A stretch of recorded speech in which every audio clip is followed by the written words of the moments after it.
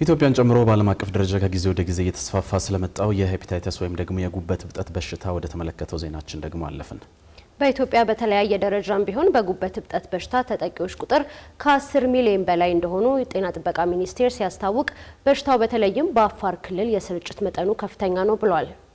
በዓለማችን በየቀኑ ከ3000 በላይ ሰዎች በጉበት እብጠት በሽታ እንደሚያዙና በየዓመቱ ደግሞ ከ1 ሚሊዮን በላይ ሰዎች እንደሚሞቱም ተጠቅሷል። የዓለም የሄፓታይተስ ቫይረስ ቀን በዛሬው ዕለት ባከበረበት መድረክ ይህንን ያለው ጤና ሚኒስቴር ይህ ቫይረስ ከኤችአይቪ ቫይረስ የስርጭት መጠኑ በ9 እጥፍ የሚበልጥ መሆኑን ገልጾ በኢትዮጵያም የበሽታው ተጠቂ ቁጥር ቀላል አይደለም ብሏል። ምስለ ያህሹም ተጨማሪ አላት። የዓለም ሄፓታይተስ ቀን የተደራሽነትን ተግዳሮቶችን ንቅረፍ በሚል መሪ ቃል በዛሬው ዕለት ተከብሯል። ቀኑን አስመልክተው ስለ በሽታው ማብራሪያ የሰጡት በጤና ሚኒስቴር የኤችአይቪና የሄፓታይተስ መከላከልና መቆጣጠር ስራ አስፈጻሚ ፍቃዱ ያደታ ሄፓታይተስ ብዙውን ጊዜ በቫይረስ ኢንፌክሽን ምክንያት የሚከሰት የጉበት እብጠት መሆኑን ገልጸው 5 ዋና ዋና የሄፓታይተስ ቫይረሶች መኖራቸውን ተናግረዋል። የሄፓታይተስ በሽታ በተለያዩ ምክንያት የጉበት ብግነት ወይ ደግሞ የጉበት መቆጣት የሚያስከትል ሲሆን የሚከሰተው በተለያዩ ምክንያቶች ናቸው። ዋነኛው በአይን በማይታዩ ተዋሲያን በተለይ ደግሞ ቫይረስ ሲሆን፣ ሌላኞቹ ምናልባት በአልኮል በመድኃኒትና እንዲሁም ደግሞ አደገኛ የሆኑ ኬሚካሎችን በመውሰድ ሊፈጠር የሚችል ሲሆን በአጠቃላይ ወደ 5 አይነት ናቸው። ኤ ቢ ሲ ዲ ኢ ይባላሉ።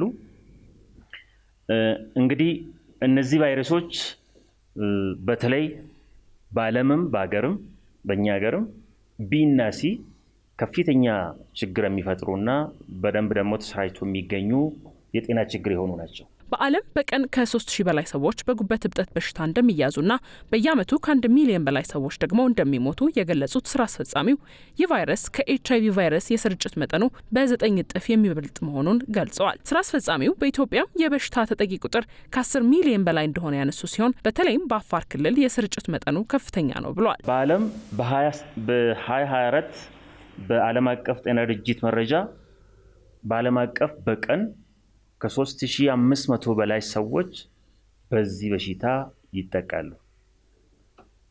በአመት ከ1.3 ሚሊዮን በላይ የሚሆኑ በዚህ በሽታ ይሞታሉ። ስለዚህ በሽታው ስፋቱም ጥልቀቱም በጣም ከባድ እንደሆነ ማሳያዎች ናቸው።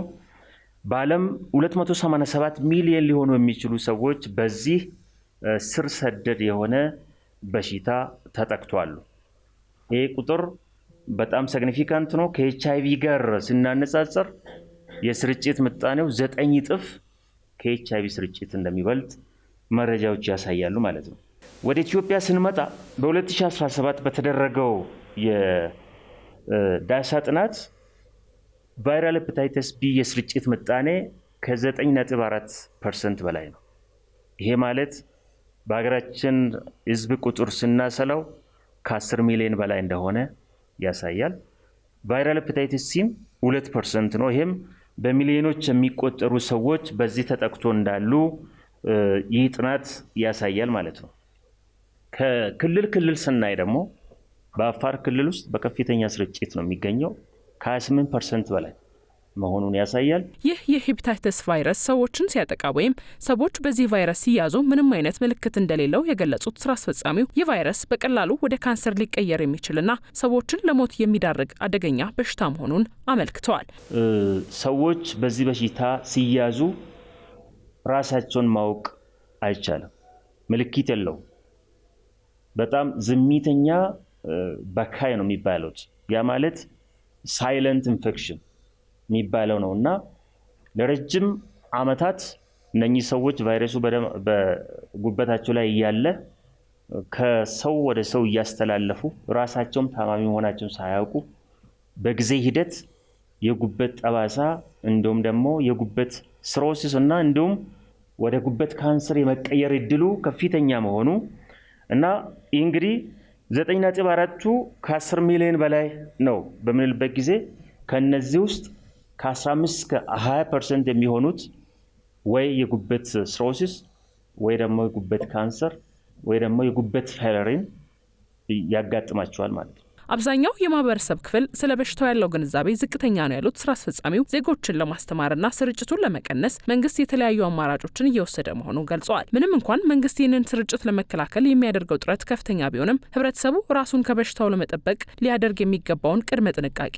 አብራርተዋል። በቀጥታ ደምን ሆነ የሰውነት ፈሳሽን ከመንካት መቆጠብ፣ ደምና የደም ውጤቶች ልገሳ በአግባቡ መመርመር፣ ጥንቃቄ የጎደለው የግብረ ስጋ ግንኙነት ራስን መጠበቅ፣ ቫይረሱ በደም ውስጥ ከተገኘ ከወሲብ አጋሮ ጋር ኮንደም በአግባቡና ሁል ጊዜ መጠቀም፣ ህገወጥ የሆኑ መድኃኒቶችና የተሳሳተ የመድኃኒት ትዕዛዝን አለመጠቀም፣ እንዲሁም አለመወጋት፣ ስለታም የሆኑ ነገሮች ለምሳሌ እንደ ምላጭ፣ የጥርስ ብሩሽ፣ የጆሮ ኩክ ማጽጃ እና የጥፍር መቁረጫ በጋራ ለመጠቀም፣ ህክምና ለጥርስ ህክምና፣ ለደረቅ መርፌ ህክምና እንዲሁም ለንቅሳት እንዲሁም ጆሮንና ሌላውን የሰውነት ክፍል ለመብሳት የተቀቀሉ መርፌዎችን እና ሌሎች መገልገያዎችን መጠቀማችንን እርግጠኛ መሆን፣ የፈሰሰ ደምን ለማጽዳት የመከላከያ አልባሳትና ጓንት መጠቀም፣